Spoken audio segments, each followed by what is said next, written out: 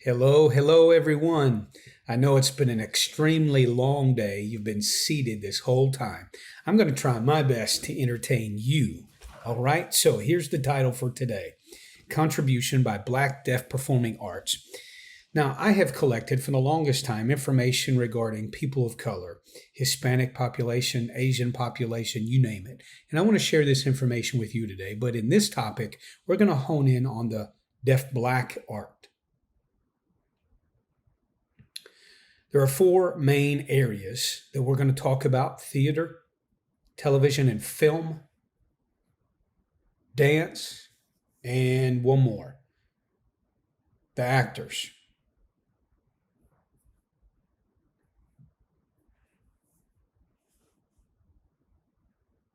As you think about history, and if you know history, especially deaf performing arts, we're familiar with a name such as Bernard Bragg, who's well known in his own right. We know about the works of Marley Matlin. These are well known individuals. But what about the deaf black actors, actresses, and artists? No one really speaks about these individuals. I want to bring this information to you so that we can look at the underserved population, the deaf black artists, so that we can bring them to the forefront and spotlight these individuals.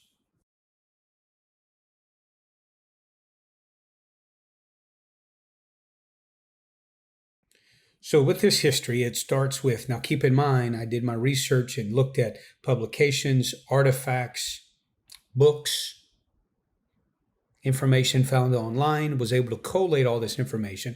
Again, this was not just simply taken out of thin air, but this research led me to a Raymond Andrews. He started acting at 14 years of age, first recorded deaf black actor from the 1970s at 14 years of age, who traveled the world at 14. Imagine that. Never even graduated school, didn't even attend school. He lived on the streets just trying to survive. And a man by the name of Mr. Robert Wilson discovered him and decided to adopt this boy.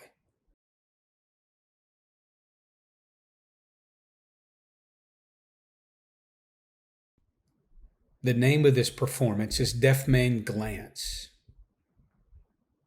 The man, Robert Wilson, looked at this boy and said, we need to put him on stage. He doesn't have any language, but he's got body language, movement, facial expressions. He's got this talent as a deaf young man, and decided to showcase him to the world.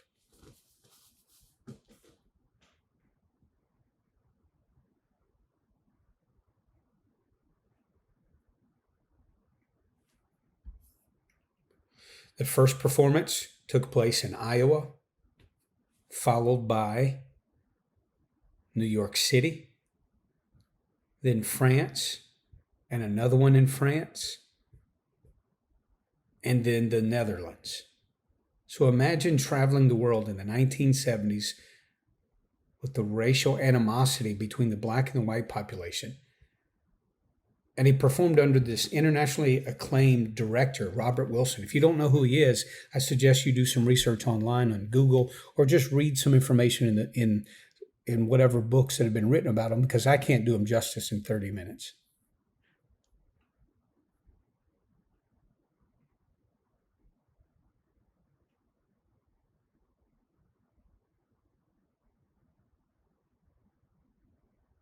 This is information that explains about director Robert Wilson from his website.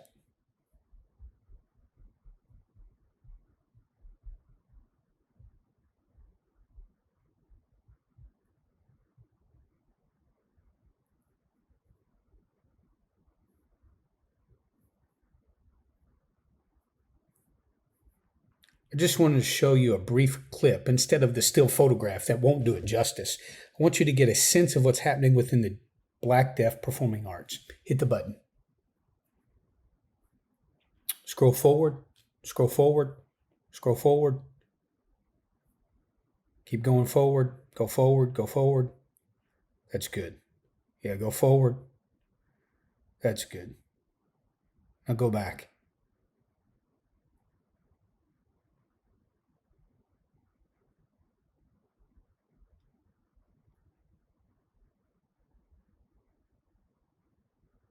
Go back. Go back. Back. Back. Keep going back. Go back. Go back. Go back.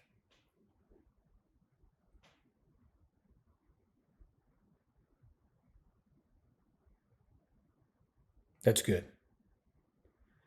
This is the man who was the director that talked about the experience of the boy who's in that still photograph. So he adopted this boy. So if you were to look at this, you could see some of the work that he did in some of the shows.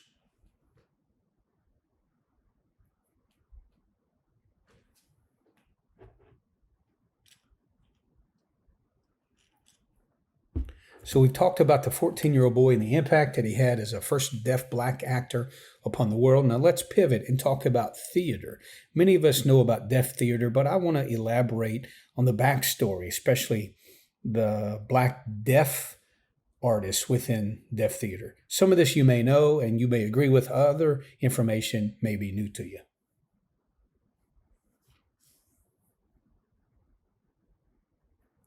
At this time in history, with the founding of NTD, you have the segregation, the blacks and the whites coming together with integration. You've got the Brown versus Board of Education and segregation that is now prohibited. It does not mean that the schools had perfect harmony and cohesion. There was a lot of confusion that still took place, racial discrimination and animosity and mistreatment of one treating one group better than the other. The same is true for the deaf black population.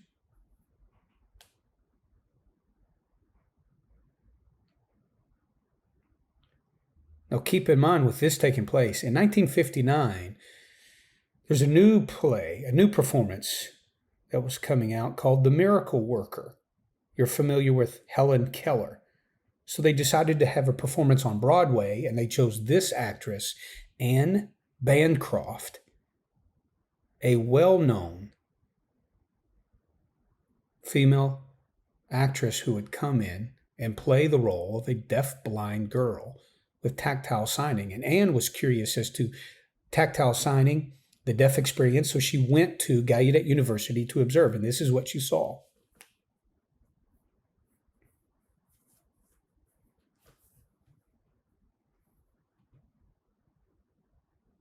At the same time, remember, you've got the integration of the schools, you've got deaf theater getting established, and then at the time of this performance, The Raisin in the Sun, a Broadway performance, an African-American performance, all during the civil rights movement taking place. So a deaf black individual didn't feel a part of the deaf community because they're black, or a part of the black community because they're deaf, because they really didn't have a sense of belonging to any group.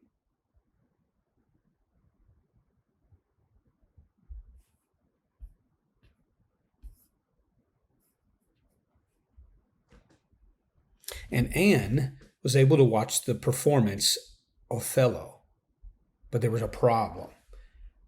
Othello's main character is a dark-skinned Moor, and Gallaudet chose a white performer, thinking that there was no such thing as a equally talented deaf black performer. So again, racial discrimination. They were looking down upon the deaf black artist.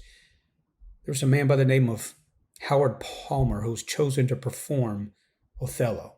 Anne was intrigued by the language and American Sign Language. She went back to Broadway and told her colleagues, I saw a fabulous performance at Gallaudet, and her colleagues listened to her story.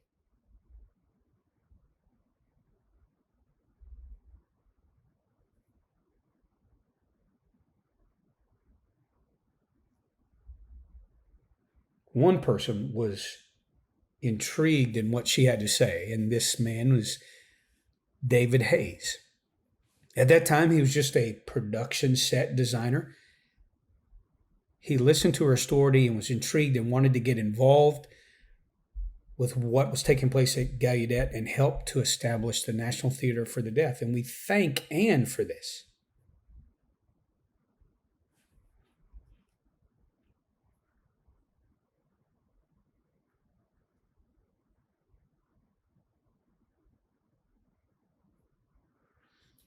the founding of the National Theater for the Deaf in 1967.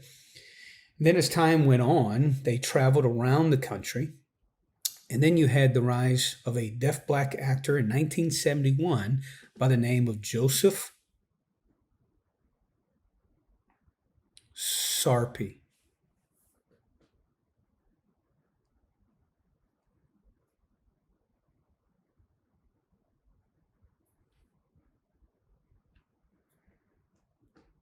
You can see the examples of the movement. Joseph was involved with these three productions. And then there was a special year for Joseph. And the reason for that is because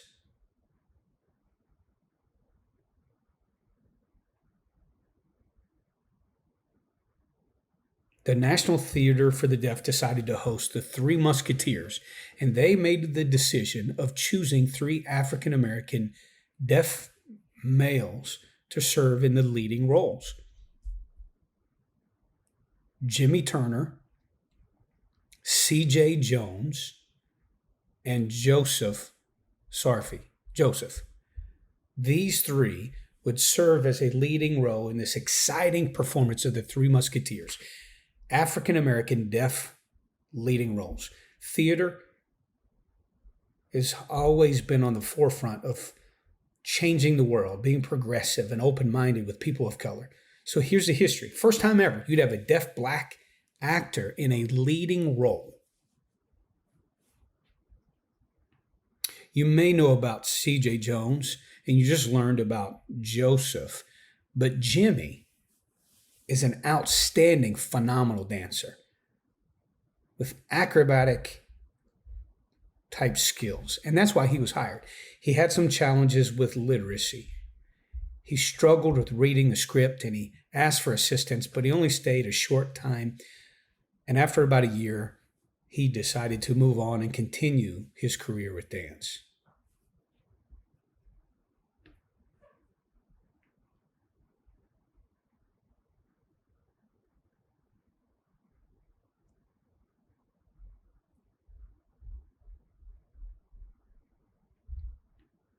In this year, 1977, they were on television. People noticed deaf black actors. The National Theater for the Deaf with a deaf black actor. And you've got Jimmy that's there and others. You've got two individuals that's off the camera. Jimmy Turner and C.J. Jones are outside the view of the camera. The picture doesn't show them. The picture actually focuses on the individual who's speaking in that crowd. They thought it was just one deaf black actor, but there's actually two off camera.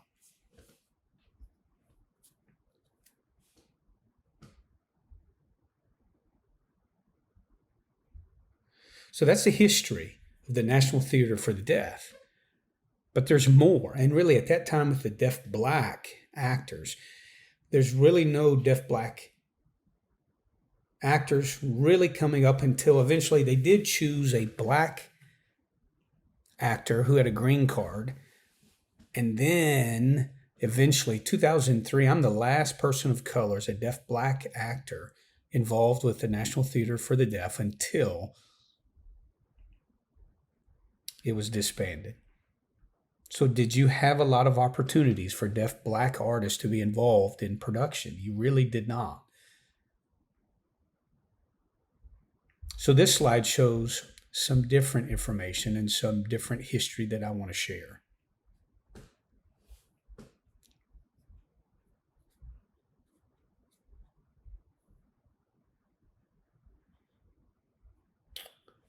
A black deaf cast, an all black deaf cast, even though the script would be written by a hearing individual, this was a one-act play. It was not a full-length production, just a one-act play, very simple.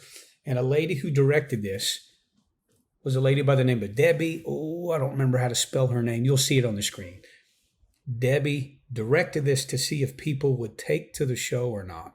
They brought it to the audience, and people were not accustomed to their dark skin color, because typically it was a white actor signing on stage. Very easy to see and clear.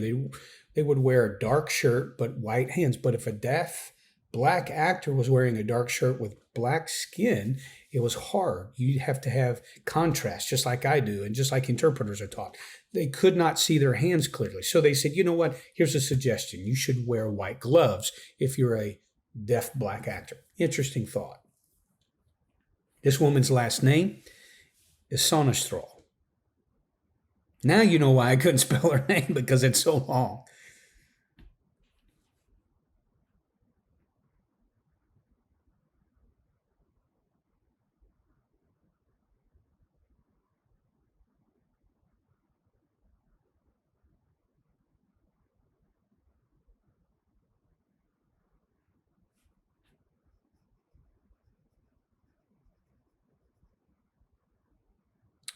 Debbie saw the success of the one-act play, so next year she had a full-length production.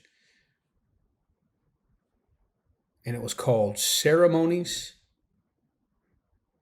in Dark Men. If they put black men, she didn't think people would attend, but dark men could still get them to come. The director was the same director, Debbie. But what's ironic, the previous performance, the one-act performance, and this one was hosted and supported by none other than the National Association for the Deaf. What's interesting is at that time, really the late 1800s, NAD had prohibited the involvement or membership of deaf black individuals, people of color, but they supported a deaf black production.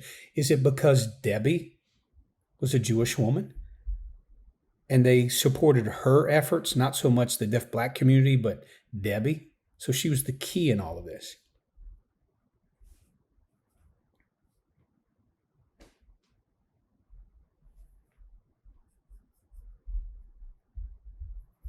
I want to point out two important individuals, Ernest Hairston, who attended a segregated school until his senior year and then transferred to an integrated school, finally went to ADEC College. He wrote a book about being black and deaf. Are we that different? He wrote that book and sold that book, and it is still in print. The other woman is Shirley Allen. She's the first black deaf female to earn her PhD degree. She used to teach here for many, many years until her retirement.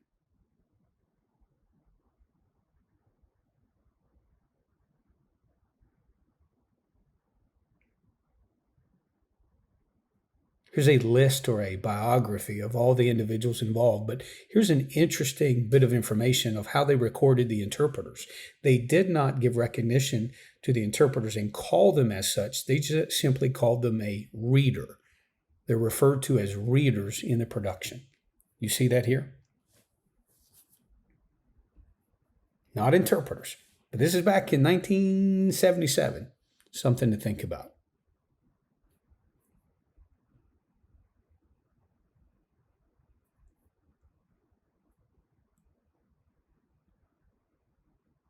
So we talk about the first deaf black play and first deaf black theater.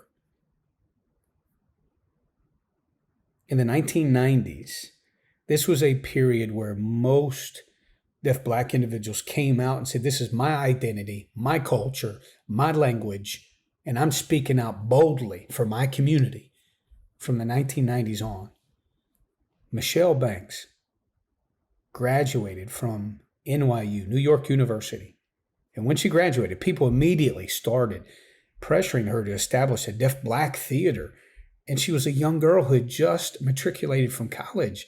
She accepted that role, tried to establish something with no experience. She had not even yet tried to earn some money and a living, but she accepted the responsibility for a good 10, 12 years, tried to run this deaf black theater, and it finally folded.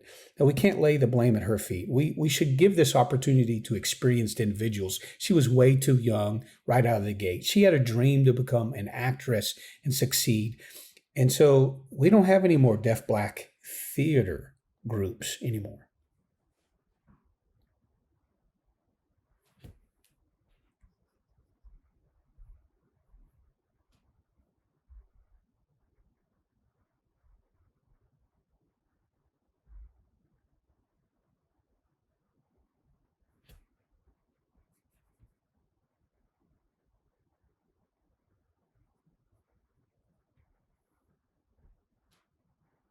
She pursued her dream of performing on television, including the TV series Soul Food, Girlfriend, Strong Medicine, and then she traveled with the Reflections of a Deaf Black Woman. She was able to accomplish that goal, and others had asked her to establish another Deaf Black theater group, but I think she wasn't ready. She was traumatized by the first experience. The first Black Deaf performance written about the Black Deaf experience. You should have this written by a Black Deaf individual. But at this time, we didn't have authors that were Black and deaf. So we had one individual, a Jewish man, a white guy, who got involved and offered his expertise. And the Black Deaf actors shared their experience. He recorded that, wrote and created this script, and this is how the play took place. It was titled, I Didn't Hear That Color. And the first performance took place at the National Association for the Deaf Conference. Again, it's kind of ironic. NAD has been supporting Black deaf performances given their history. But the experience, let me tell you, I was one of the actors. You can see me there in the middle of the screen, about half the size than I am now. I'm in the middle. Okay. Now, as we started performing and sharing our experience, the racial discrimination, how we felt as a deaf Black individual, one by one, members of the audience started to leave. They did not appreciate what was being said, and the audience dwindled to 15 or 20 individuals. We continued on with the show. This was the 1990s. Racial discrimination was still alive and well at that time.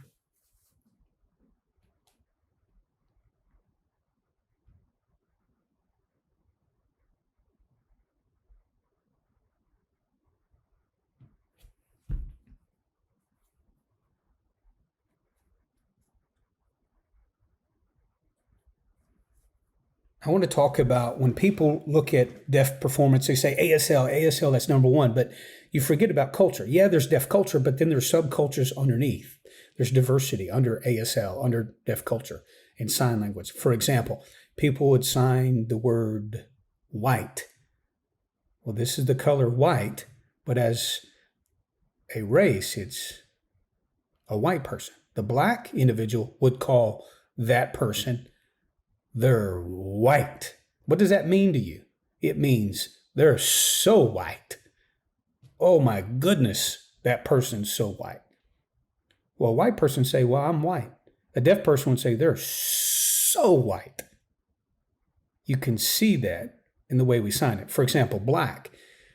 A lot of people would say, well, I'm Black. I'm a Black person. I'm Black.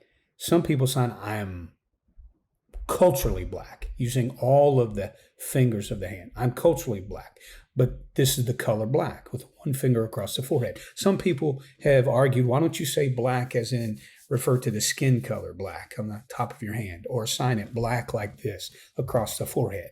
Why don't we use those signs? But it hasn't really taken off. You know, with ASL, you can try to suggest something, but it may become a sign in and of itself. But you know, I didn't think when we were talking about the color and the sign, you know, such as African American, typically, historically, people would sign it African American and point to the nose. Why? Because of the nose. And they refer to it as nigger or, you know, colored or ugly or boring. Or those are the signs for ugly and boring and silly on the nose. That was a, you know, negative connotation, using that negative word nigger, and the audience was shocked. Some people left the audience. That was one of the reasons why they left, because some of the signs and terms that were used. Here's another one, cornbread. How do you sign cornbread? Are you familiar with it? Will you sign it as corn and then bread put together? Well, that's like signing butter and then signing fly, putting it together as butterfly. I mean, that loses the actual context. The deaf Black culture, They had their old-fashioned way that they would cook in a skillet, in a pan, a skillet. They'd fry the cornbread. It wasn't little small cupcake size. They would pour it all within the one skillet, kind of begin to shake it around, flip it over again, and they would sign cornbread like you're flipping it over the top and the bottom. That's how the sign for cornbread took. And then as you go to school, integrated schools, the sign cornbread eventually faded because the black deaf population wanted to be accepted with the white deaf, just like they would sign like a white deaf individual because they want the white population to say, well, you sign so beautifully, but it doesn't match our culture.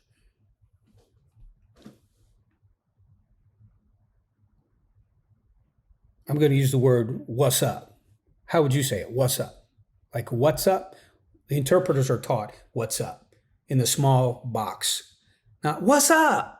Outside the box. What's up? What's up? What's up? They're not signing in the box. But the interpreter training program criticizes them and says, you got to sign within the box, and it's what's up. I don't like it. Yeah, I have to do this for my job. It doesn't fit my culture. I sign this way, but it doesn't fit my culture.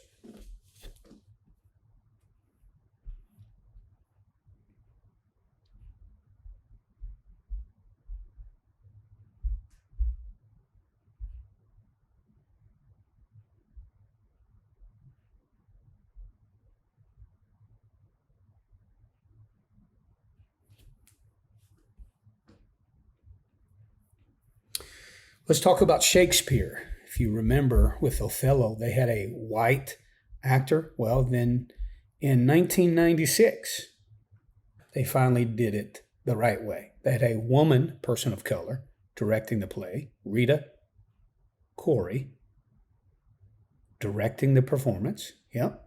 Yes. No. Yeah, they're talking back and forth. They said, Rita Corey, she's white. No, she's Portuguese. So she's half Portuguese, so she's mixed.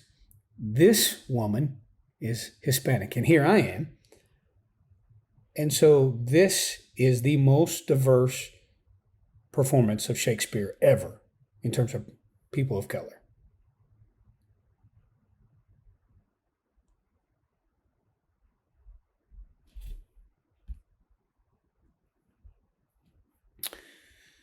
First black deaf leading role in the Equity Theater. You see, leading role, right? They had others that auditioned that failed. I kept watching, seeing what was going to take place. They were ready to choose, and I volunteered to audition. They wanted someone who could sign the song, dance, and act, kind of like a triple threat, if you will. So I would act, do all of that. I did the audition. They accepted me, and so I was the first one.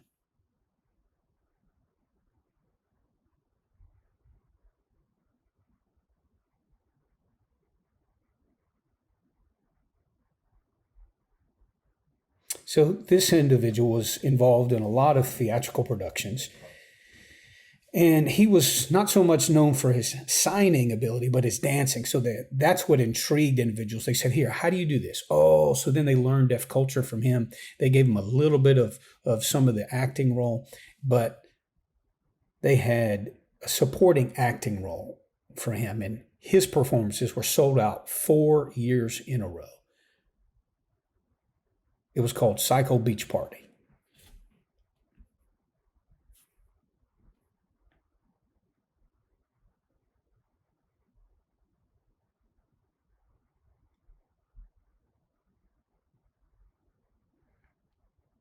Alexandria Wailes. And why did I choose her specifically? Well, I mean, this is not a common one, but she was involved with Children of a Lesser God. She's the first biracial girl to be chosen as a leading role to serve as Sarah in that performance. She also worked on Broadway, ASL translation, acting, you name it, heavily entrenched in the Broadway community on a full-time basis. And she's a deaf person of color.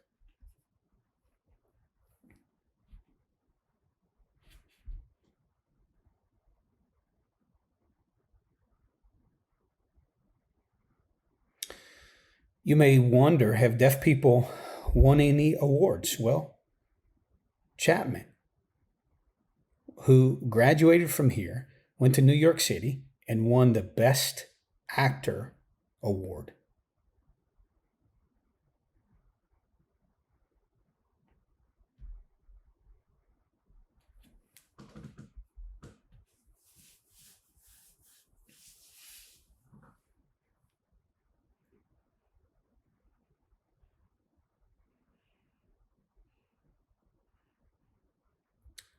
Black deaf actor and actresses. At that time, they didn't have a lot of African American roles, and so Alexandria was able to pass for white, so they chose her. In one, this is another performance. They chose another girl.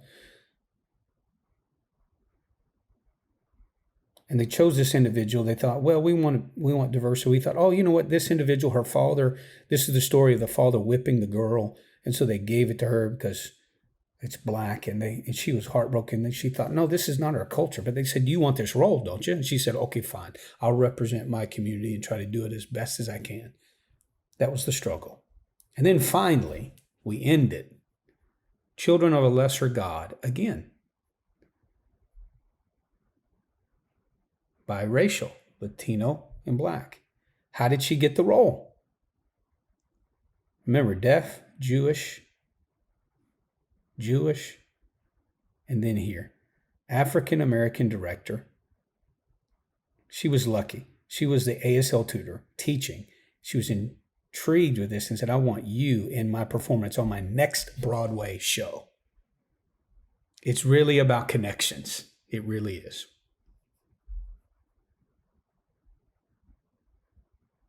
If you want to know more, come back for part 2. My time's up. Thank you so much for coming.